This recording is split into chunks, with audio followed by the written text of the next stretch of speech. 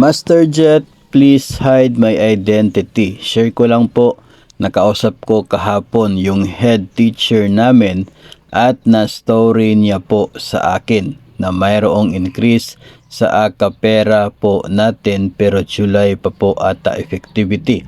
Kasi po nag-meeting po sila noong last week at yan po na open up sa kanila na nagmula po sa GAA. So, kahapon sa ating episode ay galing sa isang bookkeeper para sa salary increase. Ngayon sa pera naman, galing naman daw sa head teacher. So, iba po itong sender nito ngayon mga master. Siguro ay may mga naririnig din kayo na mga issue tungkol dito sa tataasan daw no itong personal economic relief allowance or pera. Pero yung nakikita po natin ngayon dito po sa General Appropriations Act ng taong 2024 noon nasa section 57 ng General Provisions ng 2024 GAA. Section 57 po ay tungkol sa Personnel Economic Relief Allowance or PERA.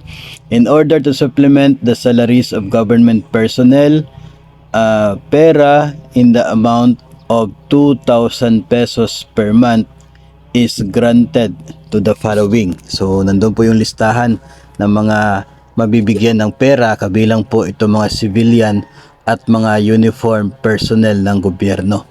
So, dito po sa General Appropriations Act ng taong 2024 ay malinaw sa Section 57 ng General Provisions na 2,000 pesos per month ang ibibigay na pera. No? So, hindi po nagsabi dito na magiging 4,000 or 3,000 or any amount man.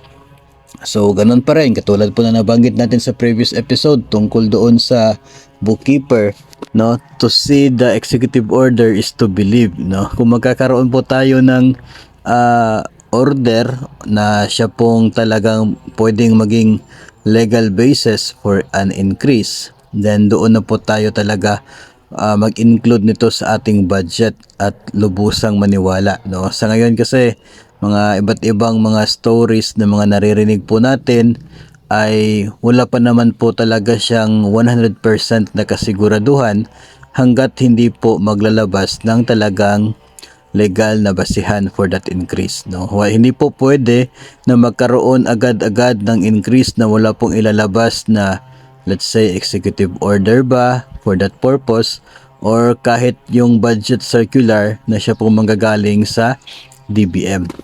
So hanggat wala po mga ganong mga documents ay hindi po muna natin isali sa budget, no, itong mga sinasabing pagtaas ng mga benepisyo at sahod kasi hindi pa po talaga yan effective hanggat wala po tayong legal basis for any increase, no? So siguro kung may mga naririnig kayo dyan ay ano lamang, no, wag nyo munang masyadong seryosohin kasi mahirap po yung umasa ng umasa tapos pagdating ng araw ay wala rin naman pong matatanggap, no?